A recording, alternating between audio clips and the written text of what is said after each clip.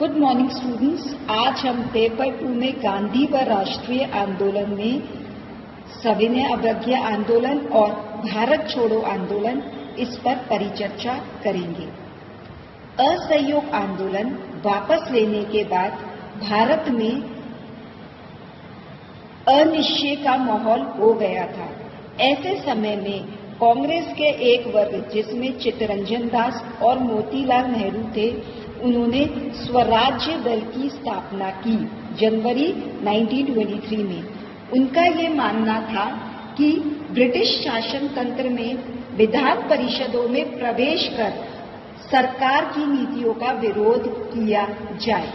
उन्होंने सरकार की द्वैध शासन प्रणाली और नौकरशाही का सफलतापूर्वक विरोध भी किया, किंतु चित्तरंजन दास की मृत्यु के बाद स्वराज्य दल विभाजित हो गया और धीरे धीरे उसकी शक्ति और प्रभाव कम होने लगे।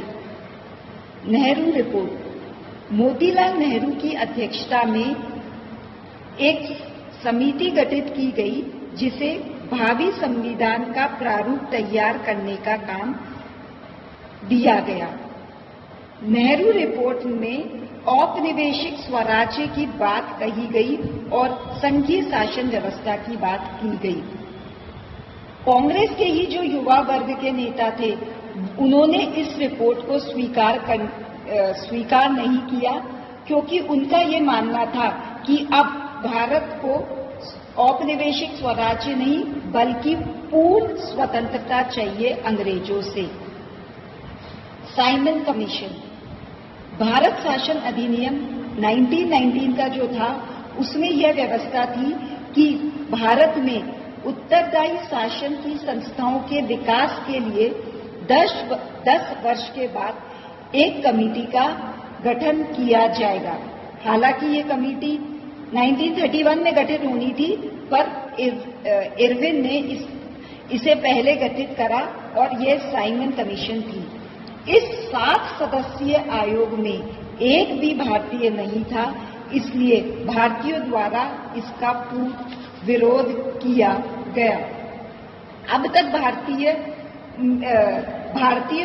नेताओं और कांग्रेस को यह विश्वास हो चला था कि अब भारत को अंग्रेजों से पूर्ण स्वतंत्रता ही चाहिए।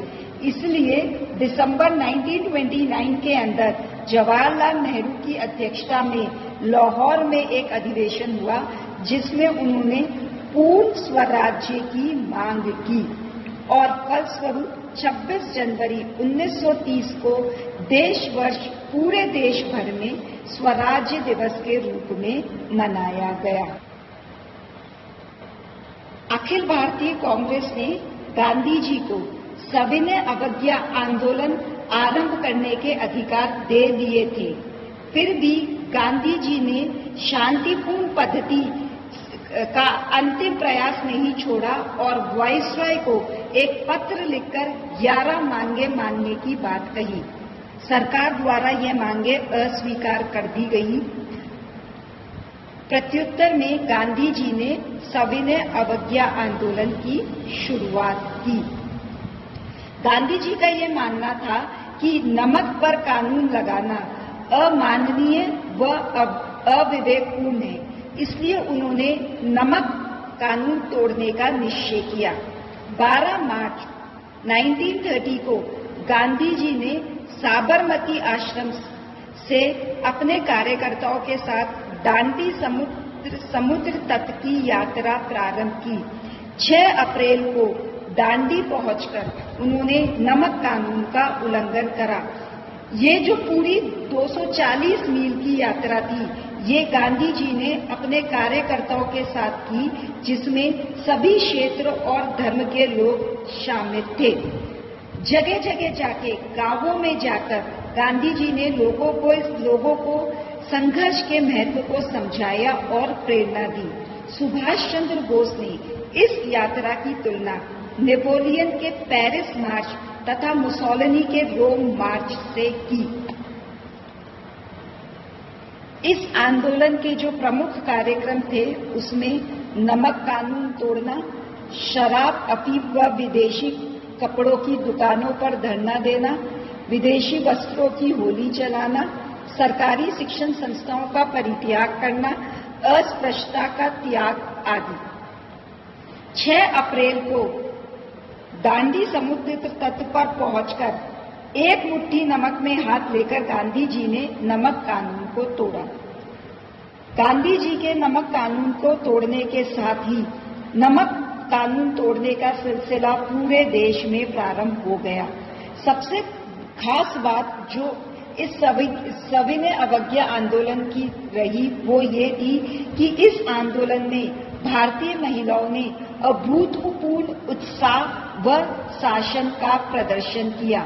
वे घर छोड़ के बाहर आई और शराब की दुकानों पर धरना दी। गांधी जी ने कहा कि महिलाओं को कमजोर कहना उनका अपमान है और वह पुरुषों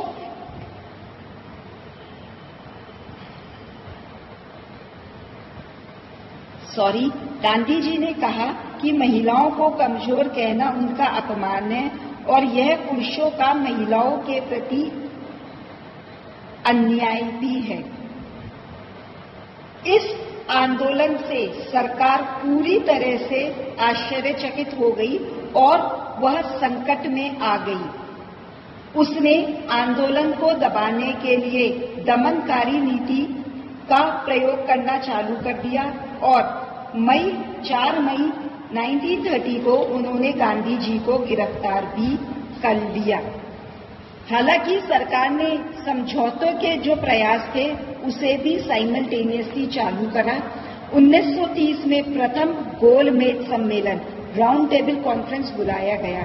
इस सम्मेलन में कांग्रेस ने जो था भाग नहीं लिया।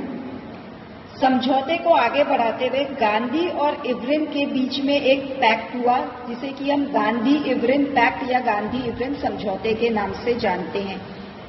5 मार्च 1931 के अंदर गांधी और इवरिन के बीच जो समझौता हुआ उसमें यह कहा गया कि सरकार आंदोलन से संबंधित सभी अध्यादेश वापस लेगी, राजनीतिक बंदियों को मुक्त करेगी और आंदोलन के दौरान जो संपत्ति जब्त की गई है उसे वापस लौटाएगी।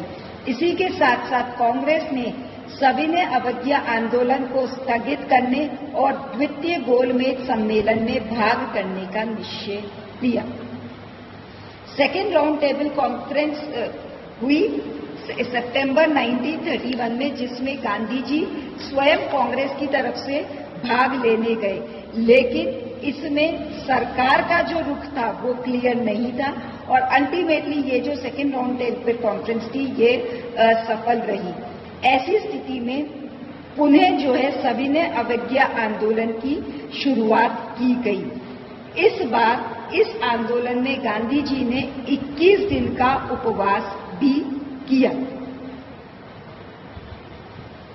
सरकार की जो दमनकारी जो प्रवृत्ति थी, जो एटीट्यूड था, इस कारण इस आंदोलन की जो शक्ति थी धीरे धीरे कम होती गई। गांधी जी ने जन आंदोलन को रोककर व्यक्तिगत सविनय अवज्ञा आंदोलन की भी शुरुआत की। 1932 में थर्ड राउंड टेबल कॉन्फ्रेंस हुई। इसमें भी जो है कांग्रेस ने भाग नहीं लिया, इसलिए इसका कोई ज्यादा महत्व नहीं रहा। जो इसके बाद हम जो नेक्स्ट इम्पोर्टेंट आंदोलन पे बात करेंगे वो है क्विट इंडिया मूवमेंट या भारत छोड़ो आंदोलन। 1935 में ब्रिटिशर्स ने एक अधिनियम पारित करा जिसे कि भारत शासन अधिनियम 1935 के नाम पर जाना जाता है। हालांकि इसमें कांग्रेस ने चुनावों में भाग तो लिया और जो परिणाम थे वो कांग्रेस के पक्ष में ही रहे। इसी दौरान जो है 1939 के अंदर सेकेंड वर्ल्ड वॉर की शुरुआत हो जाती है और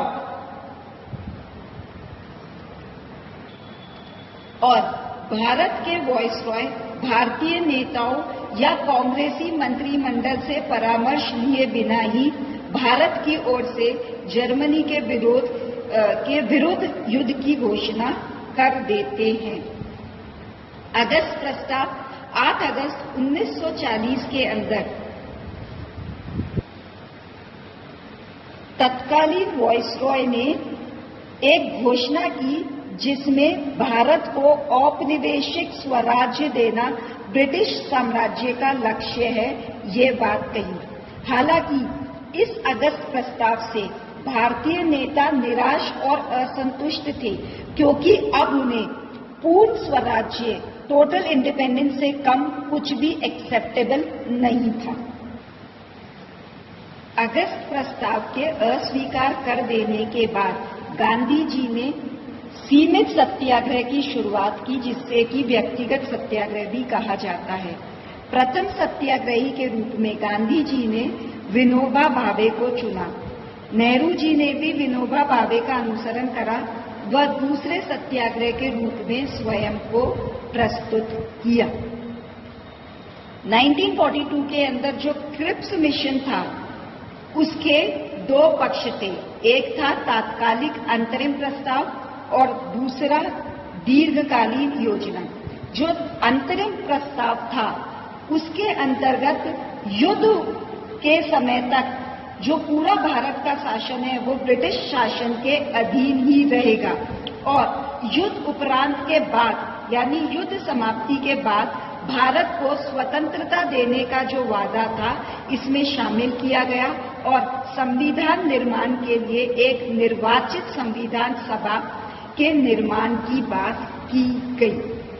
क्रिप्स इंडिया मिशन से भारतीय नेताओं को कोई तात्कालिक उम्मीद नहीं मिली, इसलिए गांधी जी ने इसे दिवालिया बैंक के नाम पर भविष्य की तिथि में भुनने वाला चेक है, ये कहकर इसका विरोध किया। इन सब घटनाक्रम से एक चीज क्लियर हो गई थी कि अब पूरी स्वतंत्रता मिलने के लिए आंदोलन ही एकमात्र रास्ता बचा है और बातचीत का कोई रास्ता नहीं रहा। इसलिए जो है 14 जुलाई 1942 को वर्धा में कांग्रेस कार्यकारिणी की बैठक में एक प्रस्ताव पारित करके मांग की गई कि भारत से ब्रिटिश शासन का शीघ्र अंत होना चाहिए। 8 अगस्त 1942 के अंदर बॉम्बे में ये प्रस्ताव पारित हुआ, जिसमें भारत छोड़ो आंदोलन के नाम से जाना जाता है, और इसमें गांधी जी ने करो या मरो का नारा दिया। इस आंदोलन के जो प्रमुख विशेषताएं थी वह थी कि भारत ब्रिटिश शासन से तत्काल मुक्त हो, भारत की स्वतंत्रता केवल भारत के लिए नहीं बल्कि विश्व शांति के लिए भी आवश्यक है, और संवैधानिक सभा द्वारा संविधान का निर्माण किया जाए आदि। अंग्रेज सरकार जो कि बहुत चौकन्नी थी, उसने बिना समय गवाए 9 अगस्त को ही गांधी और कांग्रेस के जो अन्य महत्वपूर्ण नेता थे उन्हें गिरफ्तार कर लिया और इस आंदोलन को कठोर रूप से, इसका अगर हम करें तो दमन करना चालू कर दिया। एज ए रिजल्ट क्या हुआ, उन्होंने जगह जगह गोलियां चलाई। एज ए रिजल्ट लोगों का जो आक्रोश और जो था आंदोलन थोड़ा उग्र होने लगा और लोगों ने रेलवे स्टेशन, डाकघर, सरकारी इमारतों आदि को जलाने की भी शुरुआत कर दी। हालांकि जो अन्य दल थे, जिसमें कि साम्यवादी, मुस्लिम league, Hindu Mahasabha, Akali Dal, even doctor Ambedkar, इन्होंने जो था इस आंदोलन में, जो कि क्विट इंडिया मूवमेंट था, उन्होंने इस आंदोलन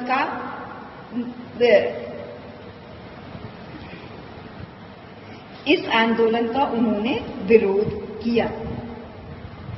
यह जो क्विट इंडिया मूवमेंट था, यह महात्मा गांधी द्वारा चलाए गए अब तक के सभी आंदोलन में सबसे ज्यादा, हम कहें तो इफेक्टिव मूवमेंट था, और इसका जो उद्देश्य था भारत में स्वतंत्रता को प्राप्त करना, तो उसने 47 तक आते आते भारत में स्वतंत्रता को प्राप्त भी किया। हालांकि इस आंदोलन की अपनी कुछ कमियां भी रही। जो मेन था कि जो सरकारी जो नेता रहे या जो कर्मचारी थे, उन्होंने पूरी तरह से ब्रिटिश शासन का समर्थन किया। और चूंकि सारे मेन जो लीडर्स थे इस आंदोलन के, उन्हें सरकार ने गिरफ्तार कर लिया था, तो ये जो आंदोलन था पूरी तरह से, अगर मैं कहूँ तो एक नेतृत्वहीन आंदोलन हो गया। फिर भी इस आंदोलन ने जनता की शक्ति जो थी उसका जो महत्व था उसे अंग्रेजी शासन के समक्ष रखा, और अंग्रेजों को अब ये चीज समझ में आने लग गई थी कि इंडिया को ज्यादा लंबे समय तक उपनिवेश बनाए रखना, कॉलोनी बनाए रखना अब पॉसिबल नहीं है। अब हम राष्ट्रीय आंदोलन में गांधी का क्या योगदान रहा उस पर कुछ बात करें।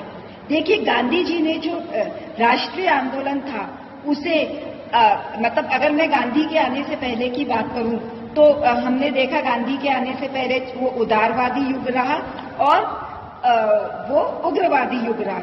ये दोनों ही युग में जो पूरा राष्ट्रीय आंदोलन है वो मिडिल क्लास तक ही सीमित था, लेकिन गांधी ने इस आंदोलन को जन आंदोलन बना दिया। उन्होंने मतलब पूरी जन तक इस आंदोलन को या भारत की स्वतंत्रता के बारे में उन्होंने जन तक ये बात पहुंचाई। अब हर व्यक्ति जो है भारतीय स्वतंत्रता आंदोलन में आने लगा। गांधी जी ने दुनिया को अहिंसा की शक्ति से परिचित कराया। गांधी जी के पास जो था केवल सत्य का बल था। उनकी अगर हम बात करें, उन्होंने जो कहा उसे पहले अपने जीवन में उतारा। उन्होंने इतनी बलशाली जो ब्रिटिश शासन था उसका जो विरोध है अहिंसा के माध्यम से किया, और दुनिया के सामने जो है उन्होंने इस अहिंसा की जो शक्ति थी उसे प्रदर्शित करा। उन्होंने इस चीज को बताया कि भारतीय राष्ट्रीय आंदोलन में जो स्वतंत्रता का लक्ष्य प्राप्त करना है उसे अहिंसा के माध्यम से प्राप्त किया जा सकता है। उनके जो आंदोलन रहे, चाहे वो असहयोग आंदोलन था, चाहे वो सविनय अवज्ञा आंदोलन था या भारत छोड़ो आंदोलन, उन्होंने सरकार पर पर्याप्त दबाव डाले और गांधी जी जो है वह देश की जनता के प्रतिनिधि बन गए। उन्होंने सरकार पर जो है दबाव डाल के सरकार को हम कहें तो विवश करा कि वो भारत और कांग्रेस की नेताओं की जो है कुछ मांगों को स्वीकार करे। गांधी जी ने जो है राजनीति में नैतिकता को पूरी तरह से उन्होंने जो है उनको स्थान दिया। उनका मानना था गांधी जी का कि अच्छे लक्ष्य को प्राप्त करने के लिए मार्ग जो है वो नैतिक और सत्य पर आधारित होना चाहिए। अगर हमारा लक्ष्य अच्छा है, साधन अच्छा है, तो साध्य भी जो है वो अच्छा होना चाहिए। हम अपवित्र साध्यों से पवित्र साधन को हमारा अगर साध्य अच्छा है तो जो साधन है उस साध्य को प्राप्त करने के लिए वो भी सही होना चाहिए। हम अपवित्र साधनों से भारत की स्वतंत्रता जैसा जो एक अच्छा साध्य है, जो एंड है, उसे हम प्राप्त नहीं कर सकते।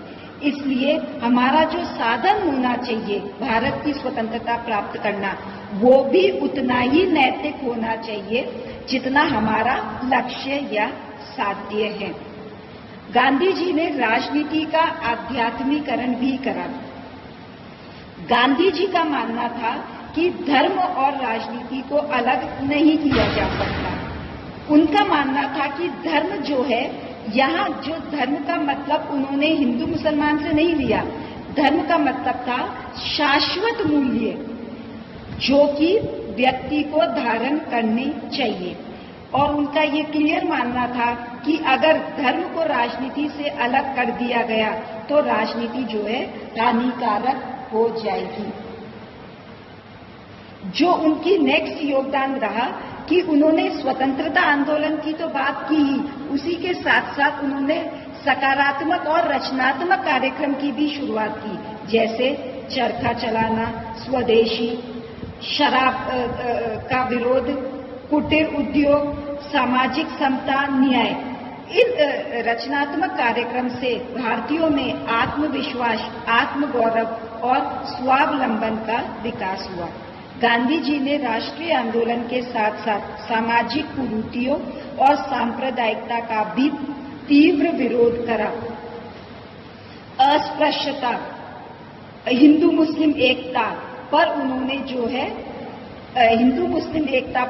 जोर दिया और अस्पृश्यता निवारण के लिए उन्होंने पूरी तरह से संघर्ष चालू करा।